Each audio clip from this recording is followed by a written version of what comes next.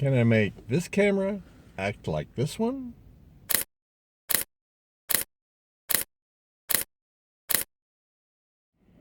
Hey, thanks for joining me.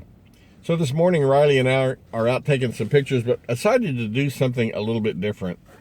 When I started to go out this morning, I grabbed one of my twin lens cameras. This is an old Yashica Mat 124. It's even before the G version. It's a little bit older, but it's pretty good shape.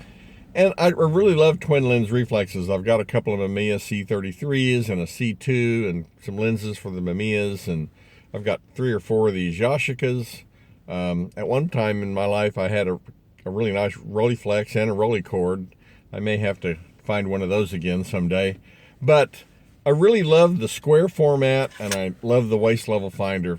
The twin lens, there's something about shooting the twin lens camera with this held in front of you, looking down at this, viewfinder, nice big viewfinder, and I don't know, I just really love that. And I love the square format. The square format is really, if you haven't ever shot something in square format, it's something to experience because it really makes you rethink composition altogether. So what I decided to do with my EP5 is set it for a 1-to-1 aspect ratio. So you can see the image is square.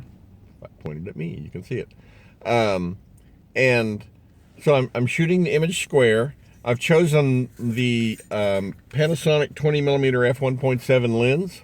And the reason I chose this lens, and actually I generally keep this lens on this camera, by cropping in the image to square, I'm obviously changing the aspect ratio, and the 20mm lens, while slightly wide on 4/3 format, becomes pretty close to normal on the square. Now, I know you're saying, well, you're giving up some pixels doing that. That's maybe not a good thing.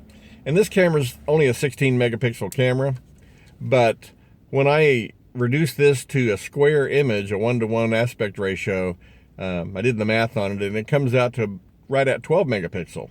So it's not horrible. I've still got enough pixels to get a good image. And I know that because, and I've talked about this before, there was a time I worked in a photo studio and we were shooting, this is quite a while back, like 2002, and we were shooting Fuji S2 Pros, which were a 6 megapixel camera. And from those 6 megapixel images, we would make 16 by 20 prints for these, it was a wedding studio. And the images looked fantastic. I was amazed at how great those 16 by 20s looked. They were fantastic. And for my own personal uses, I'm not making huge prints. If I make prints to display in my house, probably the biggest I would make would be 16 by 20.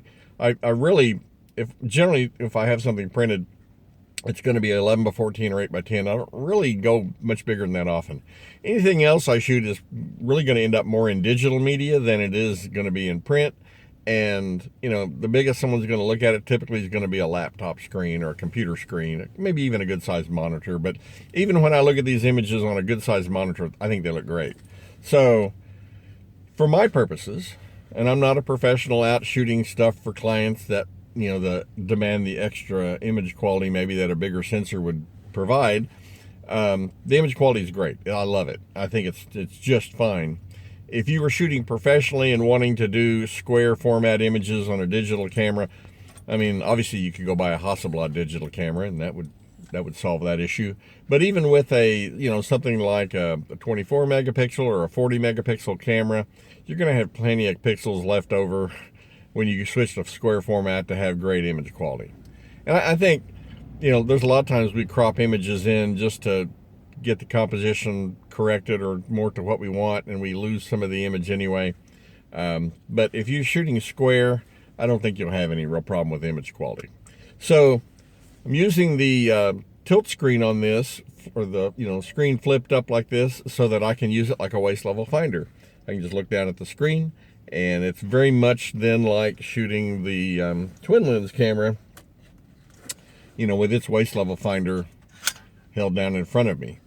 And I don't know, it's obviously not exactly the same as shooting a twin lens camera, but it gives me that similar perspective. I got that square image on the screen right in front of me. It's kind of fun to compose looking at that, and it's not exactly the same as shooting a film twin lens camera, but it's certainly a way to come pretty close to that. You can, you can make images that look very similar to what you get with the twin lens camera. You could change the settings to black and white, like I showed how to do some of that in a previous video, or you could turn them to black and white afterwards. But it definitely is a nice way to kind of recreate that experience.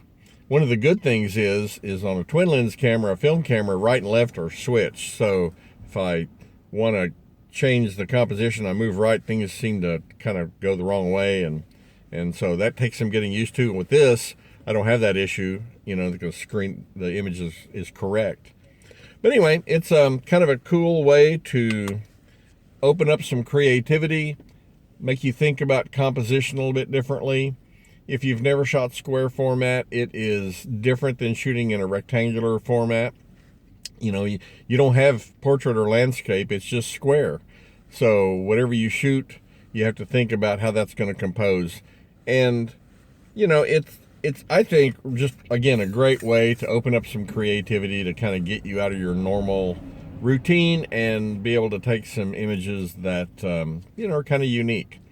So if you've ever shot square format, medium format cameras, you'll kind of get what I'm talking about. The popularity of like Rolleiflexes and these Yashicas and the Mamiya twin lenses is really high right now. A lot of people are learning that square format is a great way to go. And I think you can, get some of that same vibe by shooting your digital camera this way. Now, if you don't have a flip up screen like this, if your screen's articulated, it'd be a little bit clumsy maybe to do that. You could do it, but you can still shoot eye level. If you have, an eye level viewfinder, it would be more like shooting with a camera. I'm gonna drop my Olympus here. It'd be more like shooting with a camera like this one, or maybe a camera that has a prism like a Hasselblad or something like that. You can still shoot at eye level, and it's a little bit different, but you're still going to get that square format. And there's something about the square format. If you haven't shot it, it's really an experience worth, having in your toolkit there, your collection of tools to do things. The square format, like I say, really changes the way you have to think about composition. So that's something to give a try. And so I've been out taking some pictures. We're going to probably go out and take a few more. I'll let you look at some of those images and catch up with you afterwards. I think you're going to find that this is a great way to get out and take some pictures and, have a new tool in your toolbox for composition. It'll definitely open up some new ideas for you.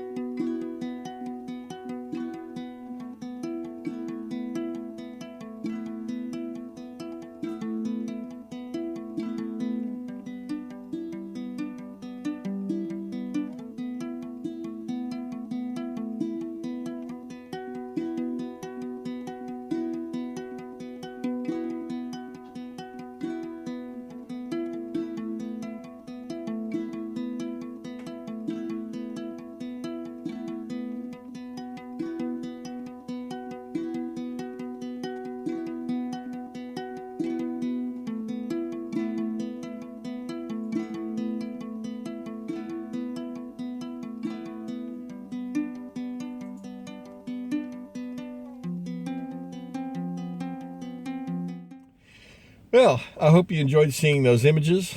Hope you'll give this a try. Even if you don't have a flip-up screen to, mimic the waist level finder thing, you can still shoot eye level, and you'll still get, if you're shooting that square format, you'll get that effect. And I think it's a really good tool to develop, to learn that composition. If you have a chance to shoot a 2 1/4 square medium format camera, I highly recommend it. These Yashicas aren't that expensive, and on 120 film, they'll take just amazing images, and they're really, really nice to use. You can obviously get more expensive cameras like the Mamiyas or especially the Rolleiflexes. The Rolleiflexes are really nice. And if once you shoot one of those, you really kind of understand what the traction is for those, because they're very popular. But still, I can kind of get that vibe without having to deal with the film if I want to, and I can shoot square images and get that kind of waist level experience with my EP5. You can do it with a lot of different cameras, and like I say, if you don't have the flip-up screen, just shoot eye level. But anyway, I hope you'll give that a try and kind of add that to your collection of creative tools that you can use to create images. And I think if you do this, it'll be something that will give you some new ways to think about composition and about subjects and the images you're creating. Anyway, hope you give that a try. If you have any thoughts or questions, please don't hesitate to leave me a comment. I always love hearing from you. And as always, thanks for watching. You ready to go take some more pictures? You ready to go? Huh? All right, let's go.